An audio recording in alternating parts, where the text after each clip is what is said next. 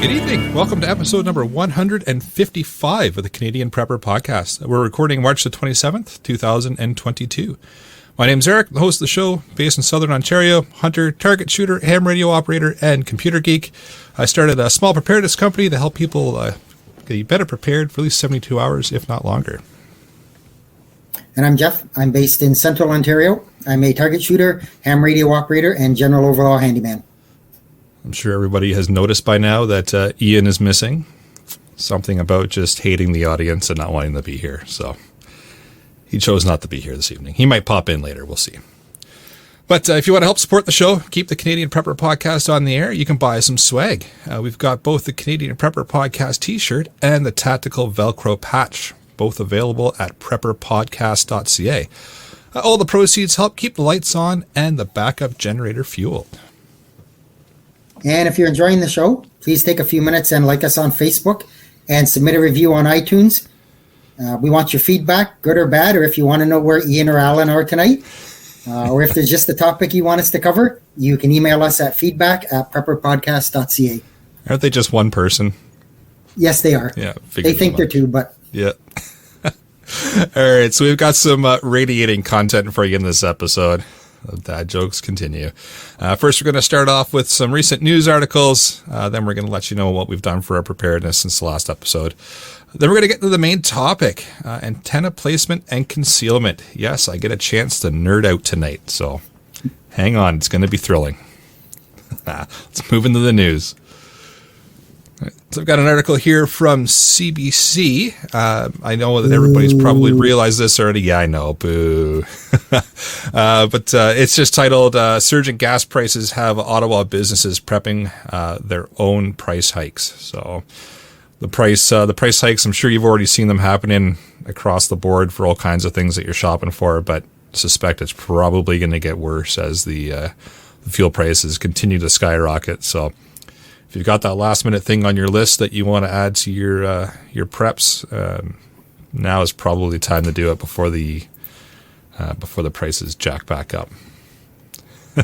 Kyle's right in the live chat here. 4.5 hours of antenna talk.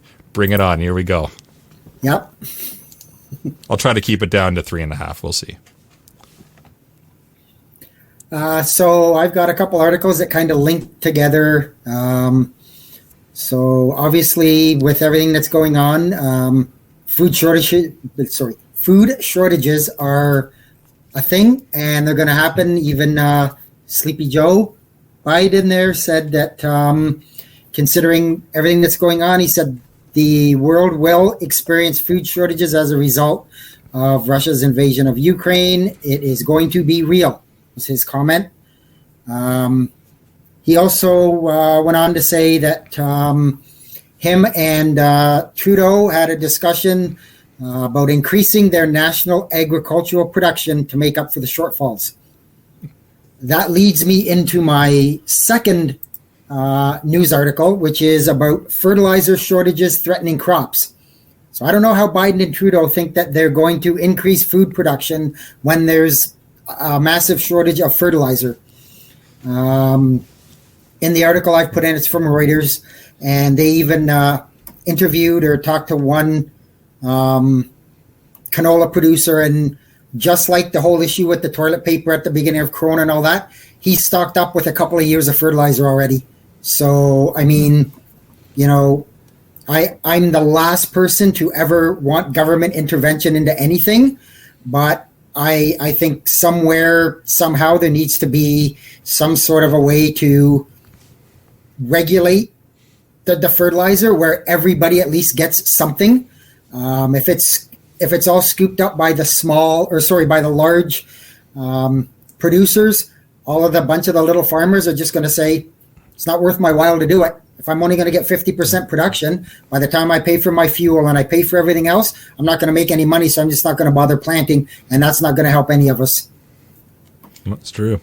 I guess it begs the question, if they could increase the amount of production they could make on a given amount of land beforehand, why didn't they do so? Who's that? Question. Yeah. So while you were talking about your news article there, Jeff, I muted my mic and I whispered CGN 3 times, and look what happened. Oh, I don't know what wow. you. So Yep. I was always here. It takes me a little while to put on the makeup to look this good. That's all. Something like that. Yeah, Anyway. I'm just not even gonna. No, I'm leaving Nope. that one alone. Yep. Yep. Hi, Ray. All right. Shall we move into what we've done lately for preps? So I, after being lazy for a little bit of time and having stuff to do in the winter, I've got back to work on my Faraday box. I've got my wheels on it. I've got some of the lining on the inside of it. I'll continue to go at it this week if it warms up a little bit. It's minus 10 here right now and snowing a little bit. So, and into that, I've started my firewood already for next season. So hopefully I'll be done in my woodshed will be full by the end of April, hopefully. So Very nice. Yeah, so for myself, I just started building my first battery box. So I've got a plastic 50 cal ammo can and drilled a bunch of holes in it and got the switches mounted, and half a plan as to what I want to do with it. So finally decided to start building that thing, and yeah, so far it's coming along. Learning a few things, made a few mistakes here and there, but that's why I got a second ammo can so I can learn from the first one. Well, yeah, my first ammo can has a bunch of scratches where I tried to use a spade bit to try and drill the hole versus a hole saw. Yeah, that's a big mistake. I tried the spade bit. I didn't have an issue. I just got a little bit rammy with it and kind of destroyed it. But anyway. That'll happen. Yeah. are you going to run it off a solar panel, Eric, to charge it? Is that your plan? Or I'm going to try, yeah. I'm going to see what happens. I've got the panel here, so we'll see. Worst case, I let the smoke out. Best case, it charges and works. We'll see. Quick tip for anybody looking to put cigarette lighter adapters or USB chargers in the ammo box. It's 1 1/8 bit, spade bit or hole saw bit. Works perfectly for all those ones you get off AliExpress. Learned that the hard way and made the hole a little bit too small the first time around. And then tried to do it with a bigger spade bit. Yeah, it catches and throws things around. That's what Dremels are for. Oh, yeah, no. I didn't want to go downstairs and get the Dremel. Yeah. As for myself, last week I took delivery of all that gravel and soil. I think I talked about that. So I spent a good couple days basically loading up the quad trailer and driving it over and dumping it off where I'm going to be putting the greenhouse. The wife was outside with a bullhorn and a bullwhip to make sure I didn't stop working or anything else. And yeah, it was a lot of manual labor. So that kind of tired me out for most of the stuff. Work, obviously I'm at work right now, as you can see. See here. I guess the other thing is wasn't going to say the words CGN, but actually, literally, I did not do a CGN deal this week. I did a Discord deal. So there's a difference. Oh. Yeah. Well then. Yeah. That's so interesting. I sold something on Discord. So that was good. So, branching out. Yeah. I'm proud of you, Ian. Yeah. Well done. Broaden my horizons, so to speak. Multi-platformer. So other than that, really not much else for me. It was kind of a slow week. Just kind of crappy weather, bad scheduling, everything else. And had a couple other things going on at home there just to keep myself busy. And yeah, there we are. Very nice. All right. Well, let's move into the main topic, shall we? So did everybody bring their snack, their coffee, their beanie hat with their little propeller? Got a pocket protector here and a plaid shirt. Does that count? Perfect. That's great. We're good to got go. a pocket protector there too, Ian? Yep. Yeah, pocket protector. Good. Give me glasses here. We'll nerd right out that. Okay, so we're going to get into antenna placement and concealment. So first off, why do we want to talk about this? Those are fantastic glasses, Ian. Yeah, they pretty like so, those. So why do we want to talk about this? So first thing, there's all kinds of reasons why you might want to hide an antenna. It could be because shit has hit the fan. You're trying to be covert about your communication ability and you don't want anybody else to know. Well, times are good. You could live in a homeowners association that just simply doesn't allow you to put antennas up. And if you put them up, they tell you to take them down. You get into a big argument, blah, blah, blah. So something that's a little bit more hidden, they're not going to cause a fuss with you and you can carry on with being a radio nerd. Maybe your significant other just hates having antennas around your property and you want to make them concealed so he or she is not mad at you all the time when they see said antennas. Municipality rules as well. You can have some bylaws in your area that just simply prohibit your ability to put antennas up. OPSEC, so operational security. If you're looking to maybe hide the fact that you have communication ability, even while times are good, you don't want the neighbors to know that you're able to communicate with folks around the world, or you don't want certain people to know. At least you can get your antennas up and you can hide them, and people just have no idea that you're even operating radio equipment at your house. As well, we're going to talk about this because just knowledge for quick deployment. We're going to get into some easy ways to get some antennas set up very quickly, and knowledge of getting things set up in all kinds of different environments, and ideas just to kind of get your brain thinking about different ideas. Because I know when I first got into this, I had the mentality of, I need to get a stupid big tower and put all these antennas on it, and it's going to be really obvious that it's there. And well, it's not necessarily the way. I've learned quite a bit in my my last couple of years getting antennas set up. So there's all kinds of different ways we can do this, and ways that you can do it where it's blatantly obvious that they're there, and ways that you can do it where it's not anywhere near obvious even at all to people. So I have a quick question for you. So, like, I don't know about strata stuff, like in Canada, because HOA is more of an American thing, right? Where we have like strata, usually condominiums or like townhouse deployments and everything else. I know they're pretty bad about generators, barbecues, and everything else on the deck. Are they bad about antennas too? I've heard that they are. Yeah, I've seen a lot of Canadian folks posting in like the homeowner association threads online for ham operators, just saying like, it's, you know, people don't want to see big giant towers, right? And a lot of those areas in Canada as well will have rules and regulations. There's some even around here that are, you know, your fence can only be this certain type. You cannot have trailers. You cannot have antenna towers. You can't have anything that isn't the same as everybody else's house. So it exists around here. I don't know about all across Ontario or all across Canada, but it is definitely a thing. Down where my mom lives, she's in a bit of a condo complex, and they do have the homeowners association, and they built the fences, and you're not allowed to have anything that is higher than the fence. Her neighbor put up one of those clothes racks that kind of folds out and looks like a Christmas tree. You fold it out, and it was above the fence, and they made them take it down. It was only like a foot above the fence. They made them take it down. Yeah, so it's there's definitely some areas where, there's just rules that prevent you from doing it. And I know here the municipality has certain rules about putting up antennas and towers and such. So they can only be in your backyard. They can't be in the front yard.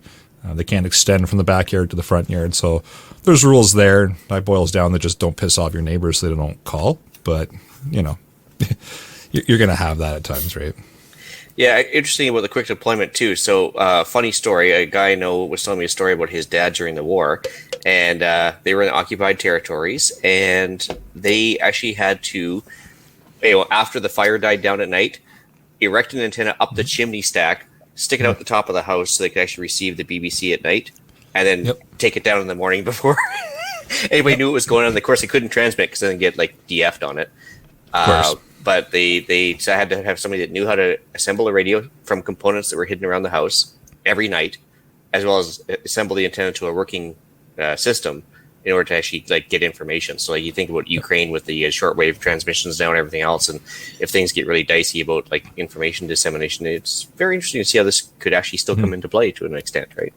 No, absolutely. Yeah, it can come into play, like you said, in Ukraine. It can come into play like even while times are good, where you just want to play radio, so you set your antenna up quickly and then do your thing and then take it down a couple hours after you're done, just because maybe you have some rules or regulations in your area that just strictly prohibit it. Or like I said, you got a significant other that just absolutely hates it, so you wait until he or she goes away for a couple hours, you set everything up and then take it down before they come home. But we're going to get into some stuff here. So. Or like you say, again, you're in that shit hit the fan scenario where you don't want people knowing what you're doing, so set it up, do what you got to do, and take it back down.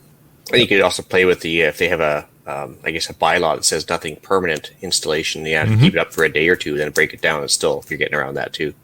It's all about wording there. Yep. Now we're getting old lawyer around everything somewhere. Actually, before we carry on with the antennas, one of the guys had a comment right from the beginning there. I don't know if you guys covered that one too with the farming thing. They're not.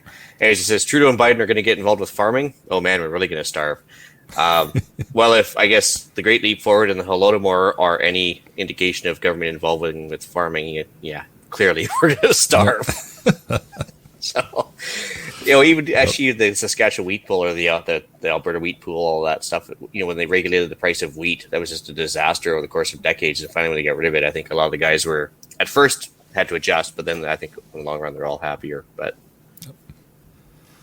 anyway, I'll touch on this comment here too from Denny. He just says, coming next month, Eric will tell us how he was able to connect to ham operators on the moon.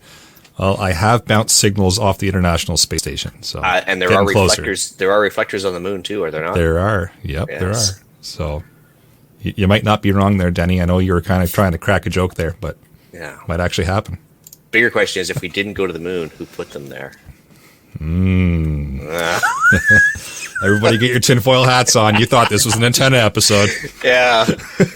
Okay, back to business. All right, back to business. Beanie antennas going 100 miles an hour.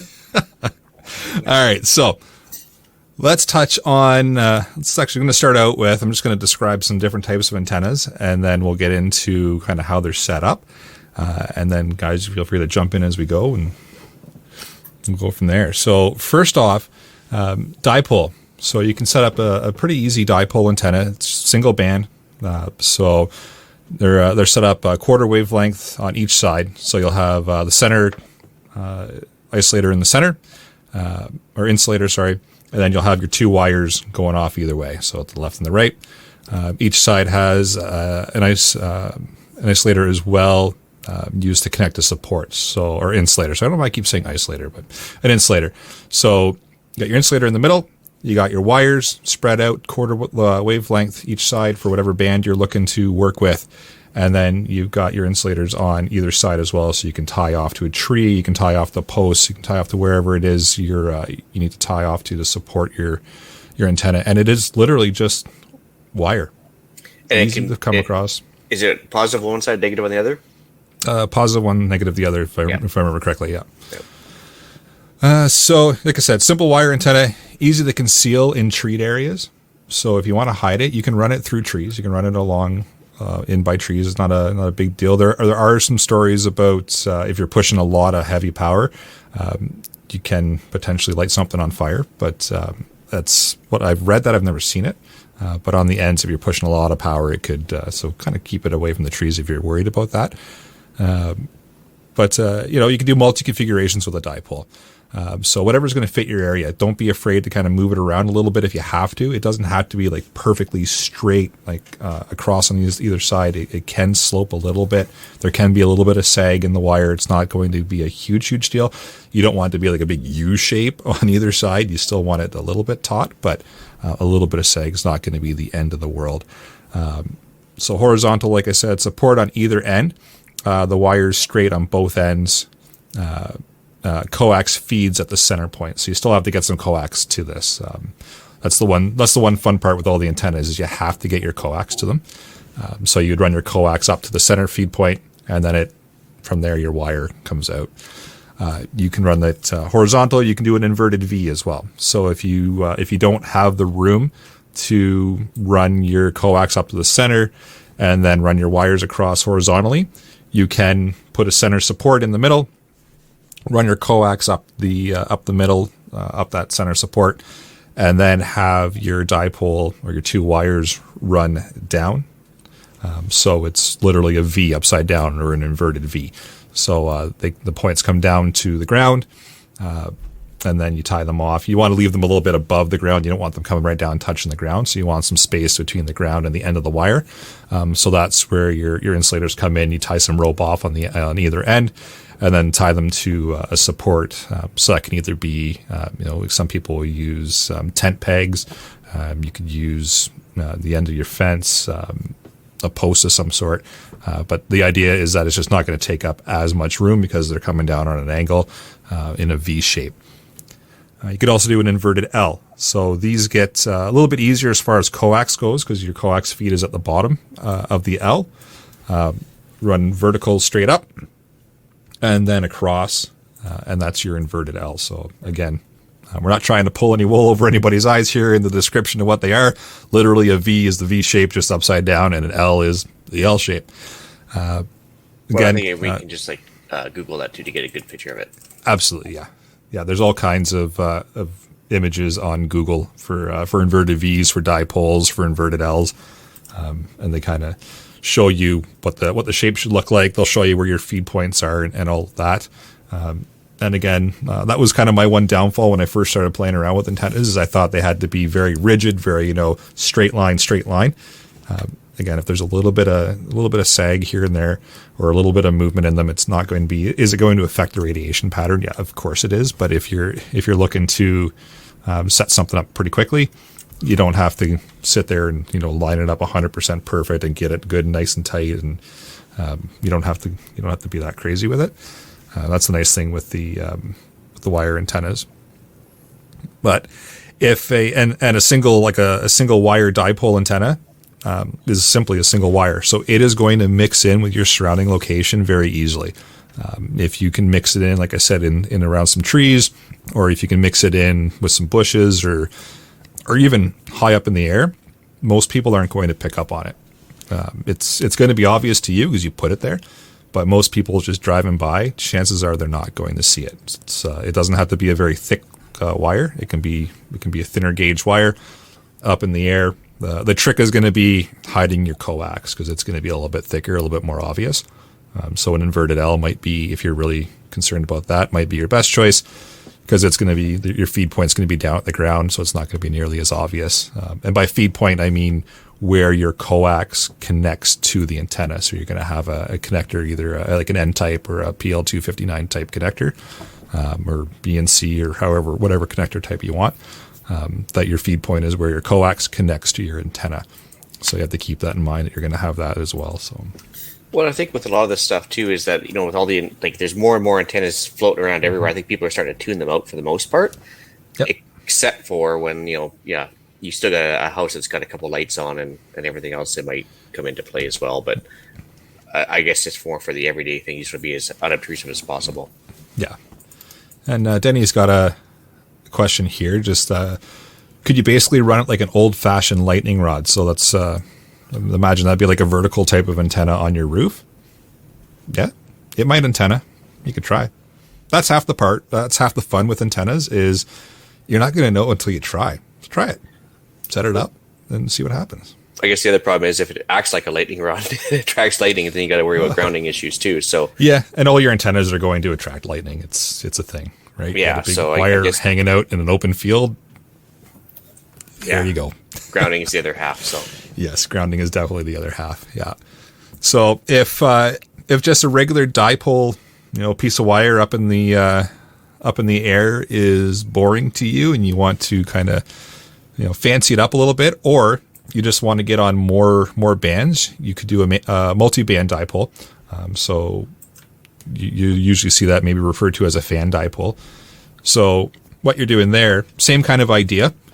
You've got your wire separated out, but then you've got other wires that are also at the same feed point feeds them, but they're different lengths for different bands.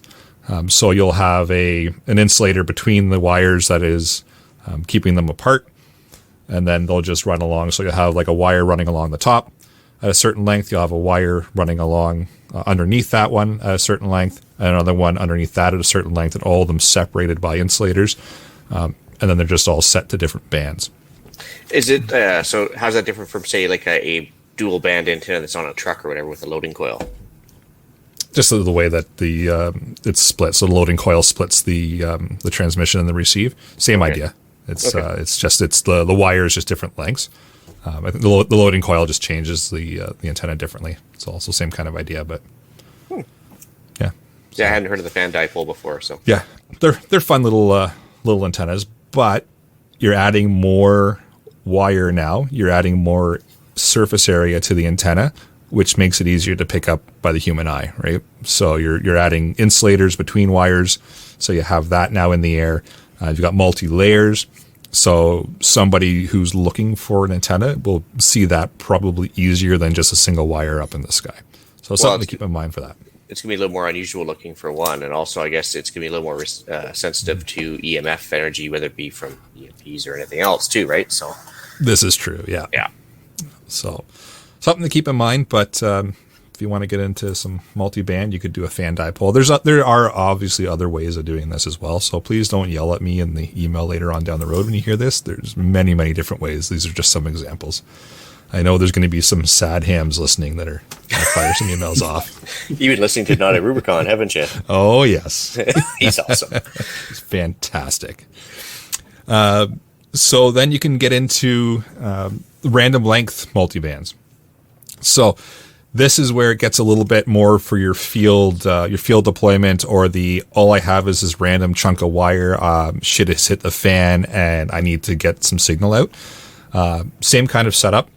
It's a dipole setup, except you're using just any length of stranded copper wire. Literally any length. You're going to want some ladder line, and you're going to need a tuner. So this is where you get your wire requirement's not as much, but your equipment requirement goes up a little bit. So, you want to explain what a ladder line is? Yeah, so ladder line literally looks like a ladder. So you may hear it referred to as window line or window wire, ladder wire. It's literally two wires that run down parallel, and then more that runs across, and they makes like a little window, and it just keeps going down, down, and down. It's just the length of your feed line, and you use that to help with power loss. So you'll see those in antennas where there's potential for more power loss. It just helps with that.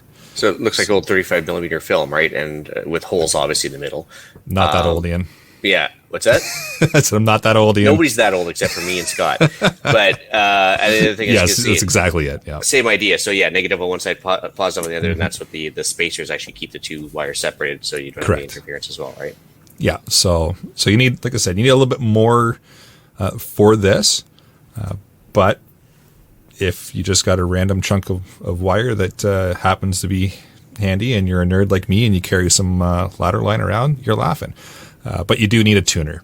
So that's the one trick with the dipoles. You can trim the wire to resonate on the certain frequency you're looking for, and you don't necessarily need a tuner for that. If you can get it right down to where you want on your tuning, then no tuner required. On the random length wire, you're going to want a tuner because it's random length. Right, so makes sense. Yeah. Deshi Darius points out there as well that fan dipoles, what they're using when they make the tape measure antenna, like the Abri, the foldable tactical antennas. Oh, right. Yep. And I was like, I didn't know that. So I had an Abri one. It was just, I got a doofus one. It just didn't work very well. But my first camera was a 110. Oh, that's getting it old school. Wow. Yeah. There you go. So again, random length multiband. If you've got trees, hang it up. You can do the different configurations, dipole, the end-fed L or inverted L again. But trees are going to be your friend here. If you got access to some trees in your yard or wherever it is you're setting up, that's going to be the way to do it. It's just, you can literally throw a wire up in the tree, feed it some coax, and away you go. Let's see what Chris has to say here. Most new radios only have coax cable antenna connection, so careful with the impedance of ladder line. Good to know. You mentioned using the slingshot or bow and arrow to get the wire up in the tree. Yep. So why not bring out the toys? No, but why not bring out the toys? Yeah, I actually tried getting a line up into a tree with a crossbow, and you have to aim way high because of the dragging created by the rope, right? Yeah. Doesn't work nearly as easily as the movies make it out to be. Yeah. When I put my first end-fed antenna up here, I had visions of going out and throwing the line up in the tree, no problem. I got my fishing rod out with the fishing line on it, had some sinkers on the end. I thought, yeah, I'll just whip it up in the tree, no problem. But 3 hours later, still not where I wanted it. It takes a lot of practice. Yeah, but I even tried doing the swinging with the weights with the rope and trying to time it right, and no, it still doesn't work. No, it's definitely an art. It definitely takes a lot of practice to do.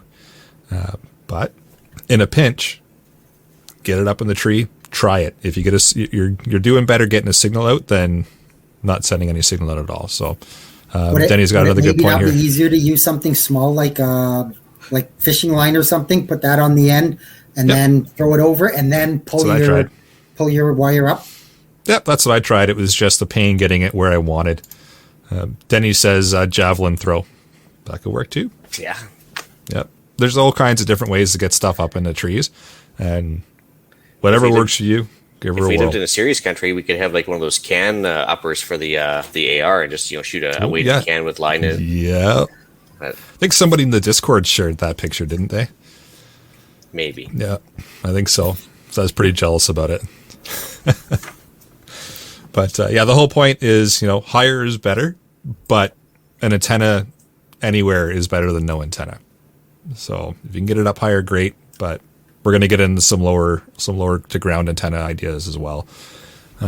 So again, these antennas I've been talking about so far are literally just wire. There's no crazy magic about it. Just some wire, some coax, and away you go. So that kind of blew my mind when I first got into this. I thought I was going to need all kinds of fancy big antennas and stuff. Literally some wire, up in a tree, away you go. So just to get rid of some myths there, because a lot of people I think had the same view as I did. Is it's got to be these big, fancy, huge antennas up on towers, and those would be fun, but they're not exactly inconspicuous, right? But getting away from the wire antennas for a bit, you can get into vertical antennas. And what I'm talking about here so far is all for HF band. So that's something else I should clarify. So these are all for your high frequency band, which allows you to do the whole worldwide communication thing, which I suspect is probably going to be something you're interested in a shit hit the fan type of situation. And it's also just fun to do in regular times because I'm a nerd. Some people will disagree with that. That's fine. I think it's fun. Vertical antennas. As the name suggests, it's simply an antenna that is straight up in the air and it's vertical. The fun part begins when you start getting into needing radials or counterpoises. So you got your antenna that goes straight up, vertical. Your counterpoises are simply wires in the ground that run along out from the antenna. But you do need those for a vertical antenna. So keep that in mind. If you're setting one up, you're going to need to put those in place as well. So somewhere away from where people are going to be walking, because they'll trip over it and then see that your antenna's there, and you don't want that. So, but vertical antenna is an option. If you're going to do a mount on, say, the roof, you can do those. Those exist. Ground mount antennas, but vertical is vertical. How many? There's a whole bunch of options. How many counterpoises would you need for a vertical? 2, 3? Can you just do 2 on each side? You're gonna start a fight, Jeff. There's all kinds of different opinions on that. Some people will tell you 10, some will tell you 15, some will tell you 2. Literally, it's as many as you need to get your antenna tuned and get it reacting the way you want. Everybody's kind of got their own feel to it. But with my vertical antenna that I take out to do parks on the air, I've got about 8. And that works well for my antenna, but each antenna is going to kind of react differently too. So it's, yeah. So Kyle, see, here we go. We got our opinions coming in here already. So we got Chris here saying radials help, but they're not necessary with vertical antennas. So he's not wrong. You can set up your vertical antenna without it. And depending on where you're set up and where you're located, it may work perfectly fine. Or you might need to add some radials to help out with antenna. So it completely depends on where you're set up as well. But Chris is definitely not wrong. You can set them up without, and there are some that are actually designed to work without. So that's where it gets into knowing what your antenna needs and what your antenna doesn't. Yeah, I was going to say, because obviously UV5R doesn't have a visible counterpoise, and I seen how I've added one to mine. Works fine, but where does the ground plane versus radial kind of part come in? The roof of a truck could be a ground plane, right? When you put your mag mount on there. So what's the difference? Why doesn't that one have radials versus a ground plane? Radials are doing the same thing as ground plane as far as I know. Okay. So it's just different terminologies or different ways of doing it. I had the problem with my truck for a little while when I was starting out doing the Parks on the Air mobile activations, where I had the mag mount on the roof of the truck, and then I had my vertical antenna from there, and then it was all connected into my rig in the truck, and I was getting terrible SWR readings on it. So that's the reflection of power from the antenna back to the radio. I was getting just terrible readings on that, so I'm not getting a lot of signal out at all. And I thought I'd have awesome ground plane having a big truck. It's all metal, right? But as soon as I threw some radials on instead, then my SWR came down and everything was happy. So it all depends on the vehicle and how it's set up. And you're going to have to do some fiddling around, and that's where the whole amateur part comes into play. We don't know all of it. We are amateur operators are exactly that, right? So, except the sad hams, they're experts. Well, yeah. I remember back in my day. But yeah, so vertical antennas, totally a good option for you. You can get some that fold up nice and small into a little kit. That's very portable. That's what I have when I go out and do parks on the air activations, is the vertical. So they can be very inconspicuous that way. They're a little bit trickier to hide if you're going to set them up somewhere where there's going to be people around. Chris also has a pretty good point in the live chat here about if you're setting up wires, and this goes for any antenna as well. So wires high enough that a passerby can't touch it. Safety for not only just about signal, but that goes for any kind of antenna you're setting up. Make sure that it's not accessible to the random person walking by, because inevitably they will walk by and want to touch it. Or somebody's going to back up their high level truck to it or whatever, like a big, a cube van or whatever. Exactly. And another safety tip: stay away from power lines. Why? I got that one in there. Well, because you don't get want extra power from it. What's the problem? You do, yeah. You get extra. Yeah, but isn't that an unlimited length of an antenna? Come on. It's the unlimited length of an antenna, and it's the end of you probably doing any transmitting. It's quick workaround to get that power limitation out of the way. True. Yeah, that power limitation. Minor inconvenience. But there you go. 36 minutes in, we finally have our safety talk done. So, does it create these carbon monoxide? 36 minutes, 52 seconds. And Kyle's here for the stats tonight, unless he left. Maybe he did. I don't know. Maybe he did. So, next antenna up. Vertical antennas still. I thought this one was kind of cool. I dug into it a little bit. I'd heard reference about them, but I hadn't really seen what they were about or what it actually meant. But it's literally a flagpole antenna. Literally a flagpole. So, if you want to get inconspicuous and, people have flagpoles in and around where you are, you can set this up. You can literally put a flag on it. And all it has is the little match box down at the bottom. So that's where your coax connects. So it's literally just a little box. Coax plugs in there, so you can hide that with some bushes around the bottom of the flagpole if you want. But I would say that's pretty inconspicuous. I looked at some pre-manufactured ones while I was getting these notes ready. They're expensive. They're not cheap. They average around starting at about $1,000 US for a pre-manufactured one. But if you want to be super inconspicuous, nothing better but having a flagpole. Well, I mean, a flagpole is usually pretty good in heavy winds too, right? So, I mean, if you think about it, it's not going to get blown over very easily. It probably doesn't require external supports. So if you're limited in guy wire, where you can put guy wires and stuff, that would probably be a better idea too, right? Yeah, exactly. Yeah, it's literally set up like you would put a regular flagpole in your front lawn. And you can be patriotic while you're at it. Why not? Put an upside down Canadian flag on it or something. If that's what you choose to do, that's what you choose to do. Pirate flag or pirate flag would be great, and you could start transmitting some pirate radio. Yeah. But yeah, I thought those were kind of a neat option, especially if you're in like a homeowners association type of setup where they might not necessarily allow your antennas. Put a flagpole up. They're probably not going to yell at you about that. Well, because you could accuse them of being anti-patriotic or something, or unpatriotic. Exactly. Yep. Exactly. So, those were kind of cool. Rain gutter antennas. So, again, something that's be fairly hidden. You got to run your coax somewhere, but if you run it in like around the back of your house or somewhere inconspicuous, you can make it happen. But you can literally run wire along your gutters, or you can turn the gutters into an antenna.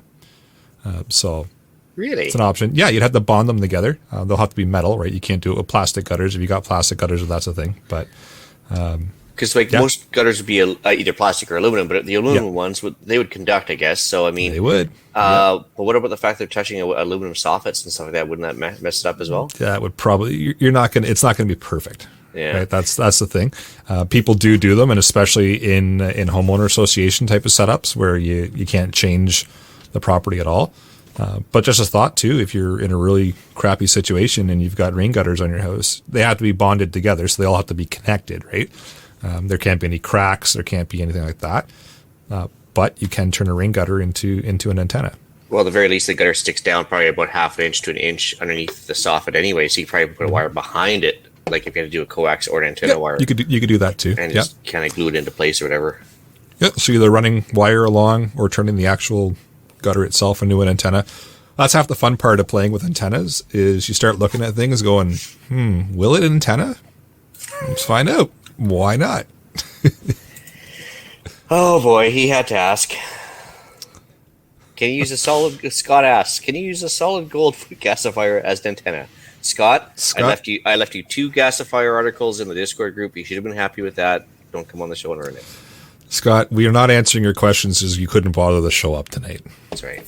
Yeah, simple as that. But it does beg the question, will it antenna? You know what? One day if we ever build a solid gold wood gasifier, we'll try it. Why not? Gold conducts electricity quite well. Yeah, well, there you go. We'll try it. Fence antenna. So now we're getting into kind of the lower ground type of setups. But again, just some wire. But you can run it along your fence. So depending on the size of your yard, you can run it along the fence, just some random wire. And that's completely, I don't think anyone's going to really notice that unless they're really looking closely at your fence with just some wire stapled along it. If anybody asks, it's a dog fence, one of those electric dog fences, right? You don't have to tell them that it's your ham radio antenna for when the end of the world happens and you want to talk to the zombies. Just tell them that it's to keep the dog from digging under the fence. Yeah. And there it is, right? So, but real simple. Again, this one blew my mind because I had one of those electric dog fences here, and it was literally wire that ran all the way along the fence. I'm like, oh my God, it could actually be an antenna. Huh. Haven't done it yet, but I probably will. But if it's energized to actually work with the dogs, would it actually still be able to conduct a different signal as well? If it was energized for that, I wouldn't. There'd be a lot of interference at that point, right? Yeah. But it's ours isn't energized anymore, so I could use it for other things. I'm going to probably ask the question, will it antenna? And it'll probably be on what I've done lately for preps in a little while. Weeks, yeah. Nah, I wouldn't give it 2 weeks. Nah, got a lot of other stuff going on right now, but it is on the list because why not? It's here. It already runs the fence line to the house, so. But it's another option, right? And that's a pretty inconspicuous one. I'd put that one up there with the flagpole antennas of one that people aren't going to really notice because you can hide that fairly well in a fence line without any issue.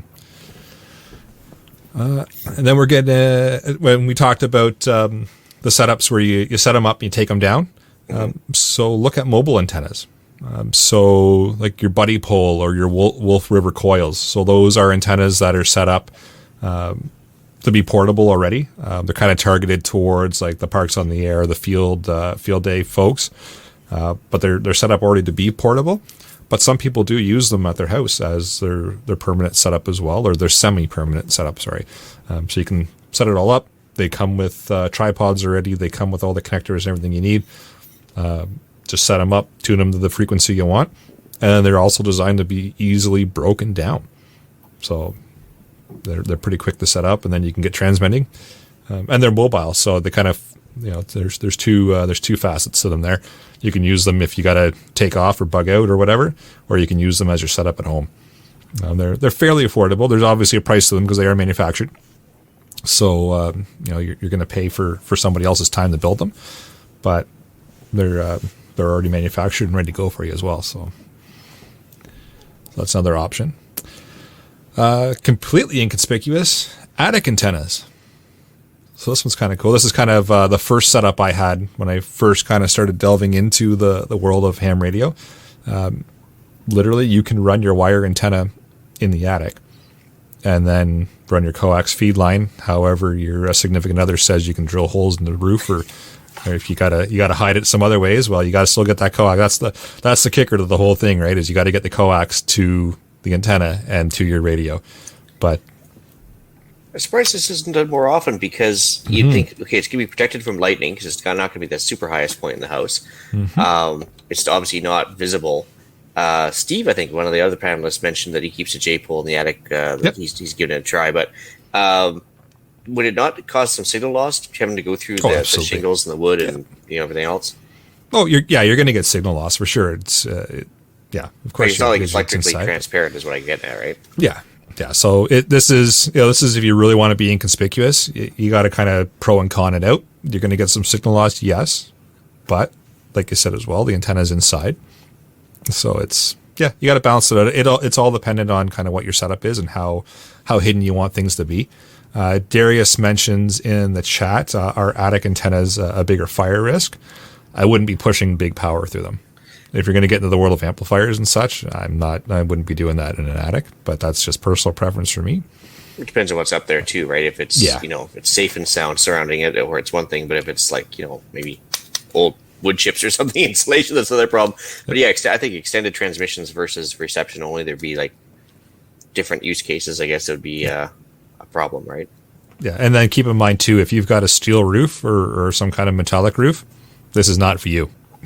That was my next question. Because a lot of people do that out here too. So Chris mentions he's got a bunch of them in his attic as well. Perfect hiding place, 16 feet attic. That's pretty good. Yeah, that's good. That would help too. And I was just thinking of a buddy of mine down in the southern half of the island. He's got a giant attic up there too, and that'd be a perfect place to have a ham shack. Come to think of it, because it's not even part of the regular house, but interesting. Yeah, so it's an option. And again, I'm talking like HF antennas here, but you could put your VHF, UHF antennas in the attic as well.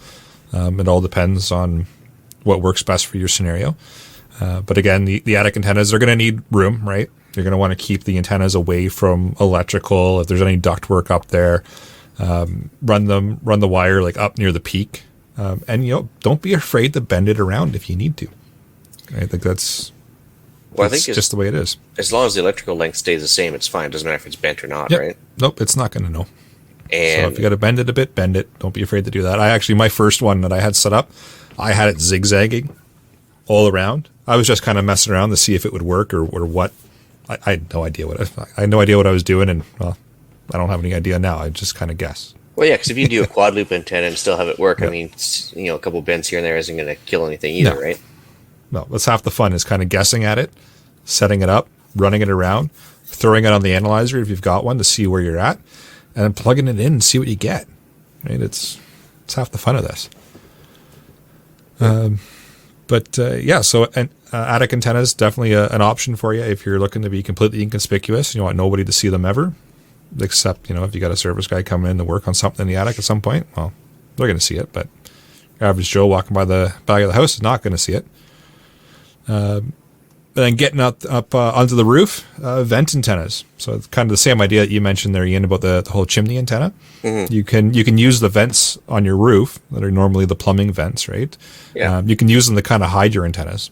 So if you're looking for places to hide or conceal your setup, if they're tall enough, hide them. Well, and the nice thing is you can even tape them to the outside of the vent because they're all PVC anyway, so it's not like it's going to be a problem there. And it'll still kind of work. Exactly. Yeah. So always be aware of kind of your area that you're working in, and if there's something that can help conceal the antenna, if that's what you're trying to get at, use it. Why not? Magnetic loops. So this is one that I haven't really played with yet. I'm somewhat familiar with them. A couple of the ham operators around here use these. They'll hide them in various areas, but they're small and compact. You can hide them in bushes. You can hide them in trees. You can hide them really anywhere you want. So it's. What is a magnetic loop antenna? So it is a magnetic loop antenna, and that's about as far as I've gotten. Thanks. Very helpful. That's why I said I've got very, very little knowledge on the magnetic loops. I've only heard of them. I've seen them a little bit. I know a couple of the guys around here use them, and they specifically hide them in bushes and trees because their wives don't like antennas. So sounds like a Dyson product or something. You probably paid triple the price for half the product. Yeah. But just an option. I wanted to put it out there because I know a couple of the guys here use them, they say that they're pretty good for keeping significant others at bay and happy. So. Okay, so Ryan wins for the idea of the episode. Make antlers with conductive material and mount the deer head on the top of the workshop. Oh. Yeah, okay, sure. Just spray it with aluminum or something, and I've got a new willet antenna project, I think. Yeah.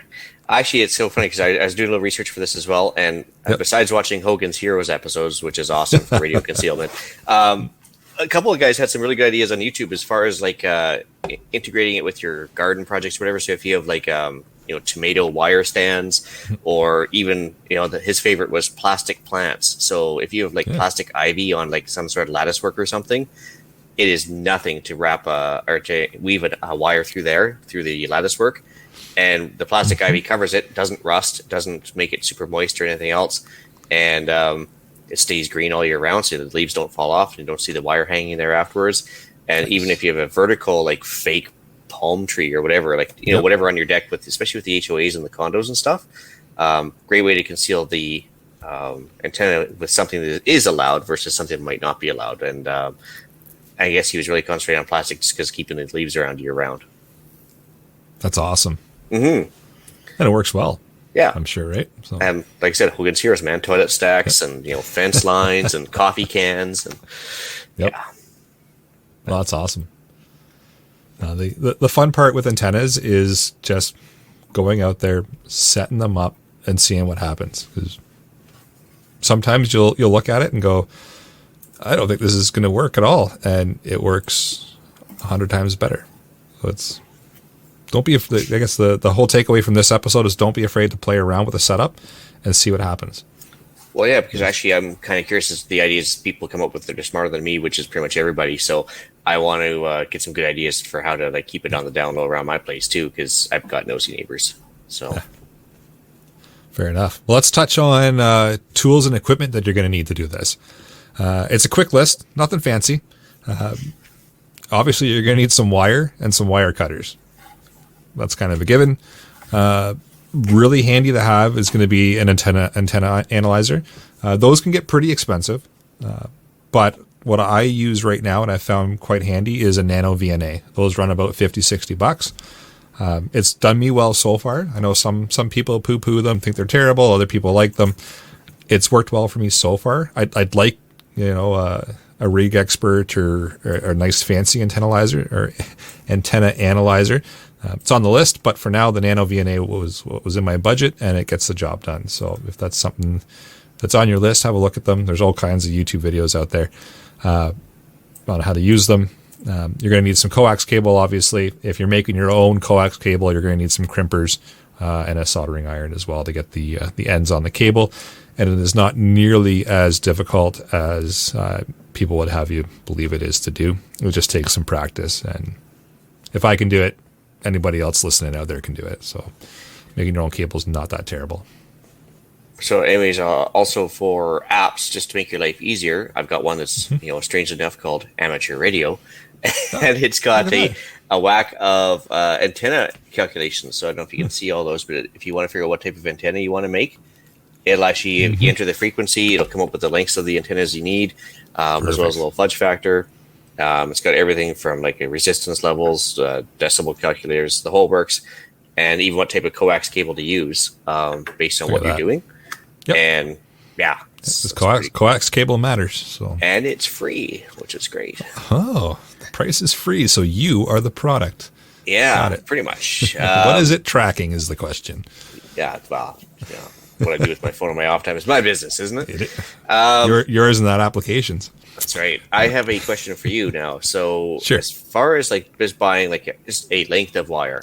So as far as type of wire, like are you talking like just people can buy like spools of like lampshade power wire or speaker wire, or like what kind of wire would you suggest and where would you suggest to get it? So I've used speaker wire and it's worked. I wouldn't push any crazy power over it. I was using just a little QRP, so that's a low power. It was actually a little Pixie box. So if anybody's familiar with those, all it does is send Morse code at like 5 watts. But speaker wire worked. It really depends on the amount of power you're looking to push through it too. But just some stranded copper wire will do what you need. Yeah, so then you want stranded so instead of solid core, so it actually can bend and exactly. It just makes life easier. Yeah. Yeah. The insulators for the HF and stuff.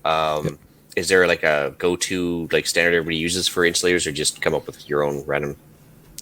The dog bone insulators usually is what I've seen the most of, but really whatever works for you. And on like Radio World, or where would you find those? Radio World carries them.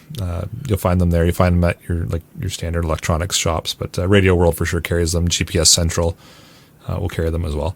Because I'm blown away because like you go on Amazon and you say like HF antenna, and they come up with like some HF antenna system for $128. And you look at the parts, and it's like you probably get the parts for $10. Yeah, but you got to pay someone their time to build it, right? Yeah.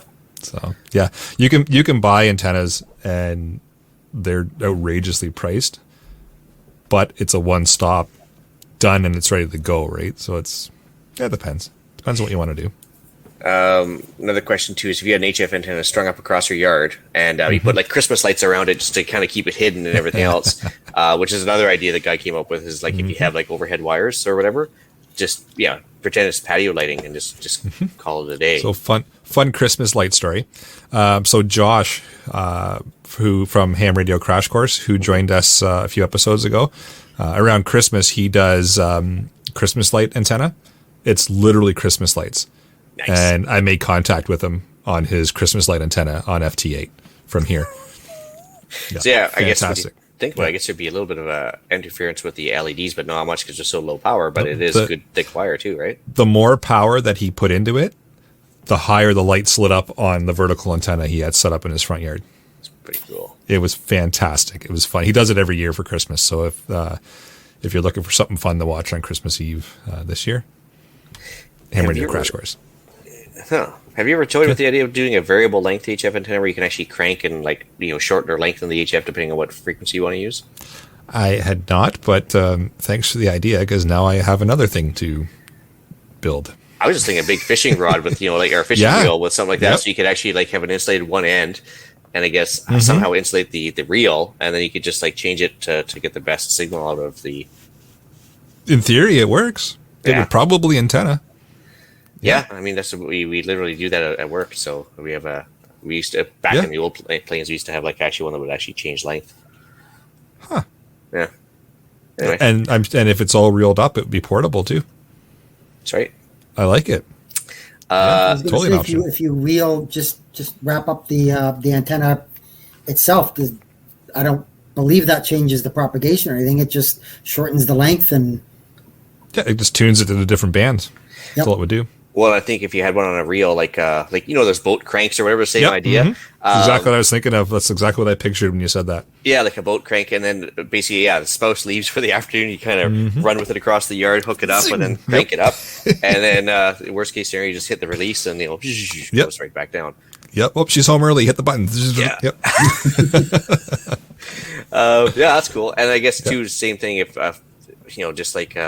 I think Scott was mentioning the other day when, if I have ham plates and they're worried about, yanking ham radio operators out of the lineup or whatever, same idea. I think if you want to have a stealth antenna, I guess have a plan to take it down quickly if need be too, even if you're just bugging out too.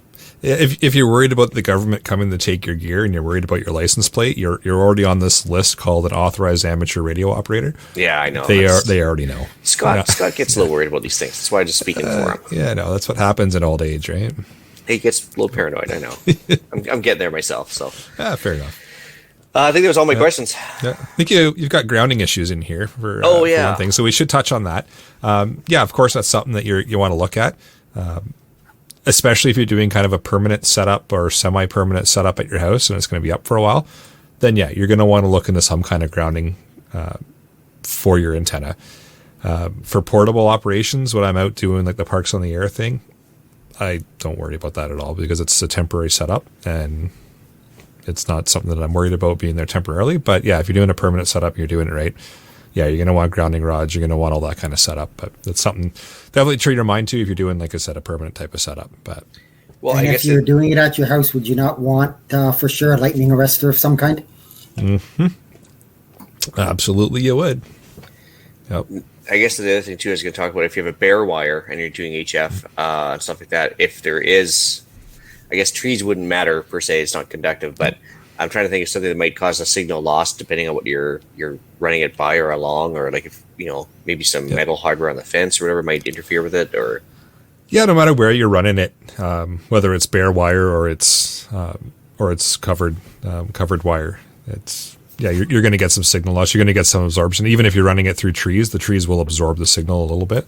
It's not going to be a significant amount, but wherever you're running things, you want to be cognizant of running it along metal, stuff like that. But Chris said, go ahead. Sorry, Chris mentions he wants a tower with a big rotator on top. Yep, so do I, Chris. Yeah, actually, my uncle in Prescott used to have a old style TV antenna. Yep. And I often one of those would have been awesome because there's an old Yagi sitting on top of that thing, right? And now my neighbor 2 doors down has the same setup where he's got like an old Yagi antenna and he's got an electric rotator. You can actually twist from inside his ham shack and everything else. I'm like, awesome. Don't ever sell that. It's on my list, but it's not very inconspicuous. Those are pretty obvious. But most people think it's a TV antenna, right? They just think, you're just an old boomer that forgot to take down his old analog TV antenna, so no big deal, right? But you could certainly use that as a directional one and be quite happy with it, I would think. Well, absolutely. A couple other things I want to touch on here. How do you practice this stuff? So if you've got an antenna set up that you want to use if you have to bug out or shit hits the fan and you're going somewhere else, or you just simply want to practice your antenna deployment, what can you get involved in, or how can you do that? There's a couple of organized events throughout the year. Winter Field Day happens the last full weekend in January, so it's already passed this year.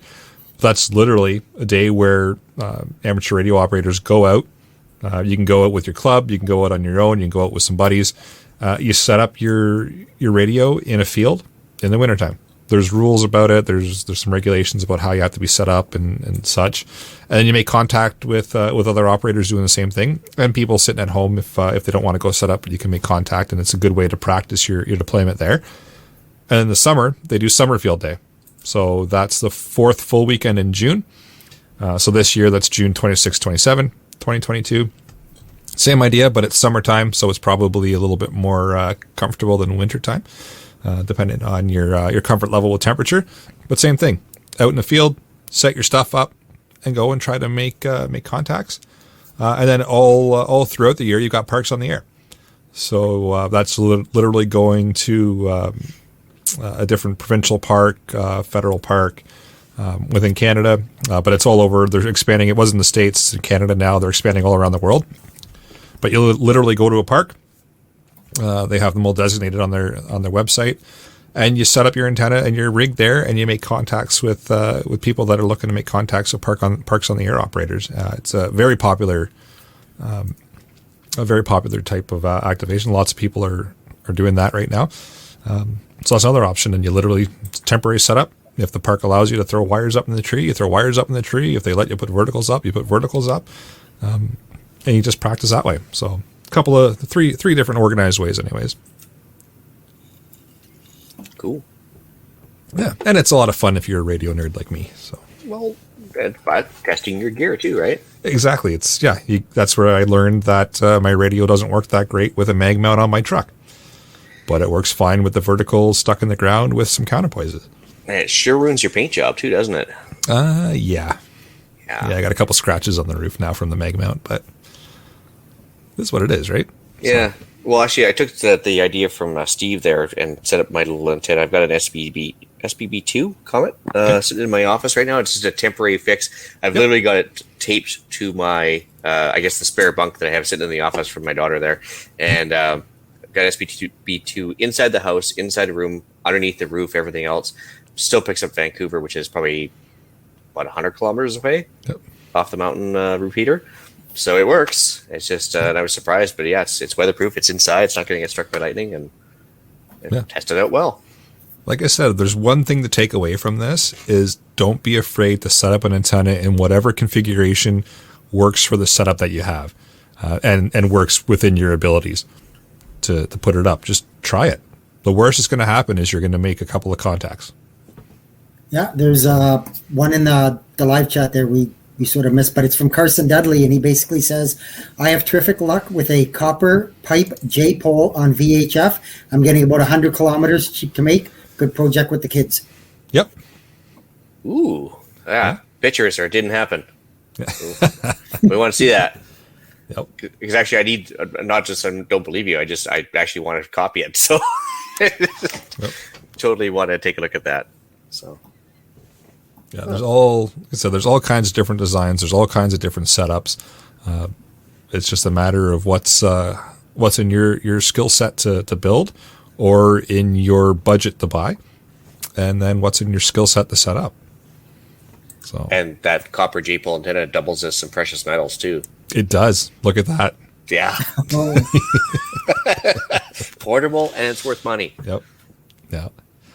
And I know you had a question there, Jeff, right, about a setup? Yeah, I mean, we've kind of answered it, but where I live, I'm down in a valley, and I'm surrounded by fairly tall trees. So my question basically was, I don't want the huge metal tower up. What's my best option? And you answered it in the question. Fairly tall trees. Perfect. Yeah.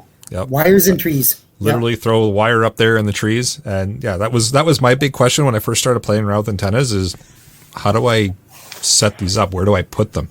Literally anywhere. Wherever because at the beginning, my from kind of reading a few things, people were like, oh, you got to get it above the trees, and you got to have line of sight, and you got to have, and I'm thinking that's not going to work where I am. But it all depends on what you're trying to do. And by the same token, though, if you look at like policemen and police cars sitting there working off of a repeater with their little handheld mics, still have to operate down in valleys with trees, and somehow they're able to do it with UHF. So obviously, it should work no matter what the trees are around or not. The other thing I was going to mention too with that, like, so HF is one thing, but if you have want to put a VHF or UHF antenna up in a tree, and you have to run a, I guess it's going to be not an RG58, or what would you use for that? But it'd be a fairly long line anyway to get it, from your house to the tree, up the tree, probably 300 or 400 feet of line. What would signal loss on that? And that's where the calculators come into play. Yeah. So depending on the type of cable you're running, depends on the loss, right? So it's, it all depends on your setup. But yeah, the longer the run, the more loss you're going to have. If you want to bring down the amount of loss, then you're looking at more expensive cable, and it depends on how much money you want to spend. Yeah, but we kind of answered Brad's question there too. He did ask if TV antenna can be repurposed as a radio antenna. I think it'd be a fairly short conversion. The nice thing about TV antennas, they have a mechanism built in to lower and raise them, usually a hinge and a cable, so you can bring them down and tinker with them and throw them right back up. Yep. Some of them have guy wires too. Chris here put it very, very nicely. Working on antennas is more an art than a science. It's 100% right.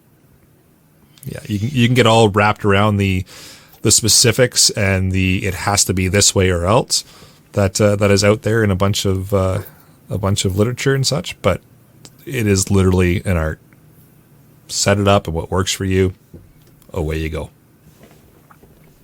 Yeah, that's the part that really drove me insane when I first started with the whole antenna setup thing, is I thought it had to be like the textbook explains. It has to be this exact height. It has to be this exact setup. It has to be so perfectly done. Well, that's my problem, is I haven't really gotten into external stuff because I, really wanted an Elmer to kind of hold my hand through the process, but it's like, those aren't forthcoming. So it's like, well, I'll have to figure it out. Yep. Literally throw it up there, and like I said, the worst you're going to get is a contact. So. It's true. Yep. Or a Great Lightning Show. Yep. This is true. Just don't touch the wire when you're transmitting. Probably a bad idea. Yep.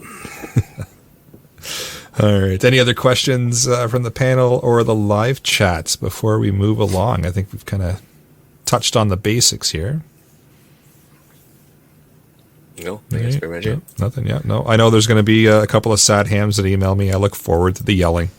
That's all good. But, it is what it is. But shall we move into the podcast challenge? All right. I was trying to figure out something that's somewhat relevant here, but let's just plan out a cheap or easy way to conceal your ham radio or radio reception ability. So depending on what you're using, just find a way to conceal it and or cheaply put it up. Tell us what you did. Awesome. All right, upcoming events. So we have the annual preppers meet in Desborough. I believe it is the 7th to the 10th of July. I may be wrong on that. You have to look it up. Right. But I believe those are the dates. Again, it's a good way to meet like-minded people and get ideas. I know, Eric, you've been there. You've done a radio presentation, and it went over really well. So, and then, I mean, like I said, there's lots of like-minded people, lots of ideas, anywhere from, I would think, you name it, it's there. Canning, 100% it is. Gardening, you name it, it's there. So if you're interested, that would be a good thing to partake. Even if you go for one day, walk around, pick people's brains, you're going to get some great ideas. Yeah, it's like Jeff said, it's a lot of fun. I've been 2 or 3 times now. Lots of fun, lots of good knowledge, and lots of really good, solid people that aren't afraid to share the knowledge and don't talk to you like you're stupid for asking a question. Everybody just wants to share the information they have, and they're happy to hear your experience and knowledge as well. So, good spot to go and check out. All right, deal of the week. All right, I didn't think it was possible, but I found cheap ammunition in Canada. Come on. Yeah, seriously. Princess Auto, of all places, 250 22 caliber pellets at Princess Auto for $5.99 versus $8.99. 22 caliber pellets are actually hard to find to begin with, but they managed to swing a bunch from there. It's item number 882-3130. And I was actually shocked because, when you think about the upcoming food issues, if you're going to be eating squirrel, I guess it's a good silent way of getting it. 22 caliber pellets have a little more punch than the 177. While you're there, you release your inner Allen, pick up a Firefighter's axe for $24.99, which is a hefty discount as well. That's item 872-3934. And it looks pretty cool. So think of all the carbon monoxide you could let out by punching a hole in the wall with the axe. I was just thinking of poses with the axe, you do your best fireman pose, the suspenders, get the hat. Calendar shoot. I like it. Yeah. I did look up the Princess Auto 22 caliber or 22 bullets there. The sale ends the 31st of March, so you've only got a few days. If you're interested, get out there and grab them. You've only got till the 31st. So, all right. Good to know. Anybody have any shout-outs? No, sir. All right. Well, then, let's move into email and iTunes reviews. So we got one from Evil Von Scary. I like it. Good name. That is great name. Great name. And his basic comment was just a good show. Listen to it on the Google Podcast. Looking forward to more. Cheers. Awesome. We got another one from Kevin regarding animal husbandry, the animal husbandry episode, should I say. He said rabbit starvation from eating rabbit meat alone is real. It's the same as eating any lean meat. It's not that rabbit meat is not nutritious, but the fact that it does not contain enough fat and carbohydrates. So aside from the nutritions, any lean meat contains the human body also needs fat and carbohydrates for complete nutrition. That's true. Lots of wild meat, you have to add pork fat to make it usable. Rabbit's no different. You have to add something to complement it, or else, people died of starvation from eating it for sure. Yeah, well, good to know. And we've got an email from a listener who chooses to stay anonymous. It was titled "Like the Show." It says, "Hope this message finds your crew well. Enjoying Canadian Prepper podcast so far. Particularly enjoyed the OPSEC show. Have you guys done a pen test episode yet? It would be really interesting to hear your take. I get it's mostly in the realm of physical, like cybersecurity, but could have some great lessons for preppers. Keep up the great work on the show. Cheers." And then signed off anonymous. So, what is a pen test episode? So pen test is penetration testing. So it's either physically trying to gain access to a building that you shouldn't have access to, gaining access to a computer system that you shouldn't have access to, or really gaining access to anything that you shouldn't necessarily be able to access through either social engineering, exploitation of software, that sort of thing. So yeah, it'd probably be, it's a skill set that you might have to use in a shit hit the fan type of situation. It's people skills basically is what it boils down to on one side of it, and it's technical skills on the other side. So, like my buddy said, who used to work corporate security, he said, have a Starbucks in your hand, look the security guys in the eye, say, hey guys, how's it going? And just act like you own the place and they'll let you right in. Yep. Or walk in with the Starbucks in your hand, a clipboard, and look really, really busy, or just start yelling on your phone as you walk past security. Yeah, because the Starbucks seems to give them the vibe that you're not a threat, and he says it works every time. And he was doing what you would call pen tests for his security job, and I was like, that's really interesting. Yep. Yeah, it's a really popular field, especially in the last probably 5 to 7 years. It's really taken off, where corporations will hire people specifically to do this. So they're legally authorized to do it, but nobody else in the corporation except some higher ups know that it's happening to make it as realistic as possible, right? Because if you tell a security guard, hey, by the way, pen test is happening today, that kind of gives the whole point up, right? So they get extra vigilant and stuff, but so it's kind of cool. Yeah, guys like watching the guys on the SkyTrain that will like jump the turnstiles and stuff. You'd be amazed how many people will let people piggyback off them when they swipe a security card or whatever, just because they don't want to be rude or call them on it. Yep. It's shocking, actually, to watch. So, yeah, it's actually very good thought for an episode. I kind of like that. Yeah, I'd be interested in talking about that. So we will add it to the list. All right. Well, with that, I will bring episode number 155 of the Canadian Prepper Podcast to an end. You can find the podcast on iTunes, Podbean, Spotify, or, of course, your favorite podcast app. Please help us out and take a second, submit a review. It does help other people find us. And we record these shows live on Facebook and YouTube. If you want an early peek at the shows, please subscribe to your YouTube channel, or to the YouTube channel, Canadian Prepper Podcast, and click the notifications tab, and that gives you an alert when we're going live. If you want to contact me, you can reach me at feedback@prepperpodcast.ca, and if somebody likes me, they'll let me know there's a message for me. I might send it to you via. I won't get it. I might send it to you via HF there, Jeff, once we get your wires up in the trees. Via Morse, I hope. Well, of course. Is there any other way? or send it by packet radio. Well, there you go.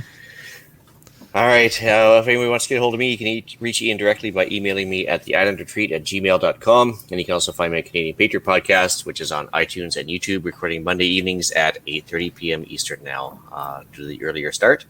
I'm also in the Discord chat for both CPPs. Email us if you want an invite to those. It's a lively discussion. There you can find us discussing why government waste in society has me hiding antennas from the man. Well played. Yes, sir. Please check out Rapid Survival at rapidsurvival.com. You can get me there on the live chat.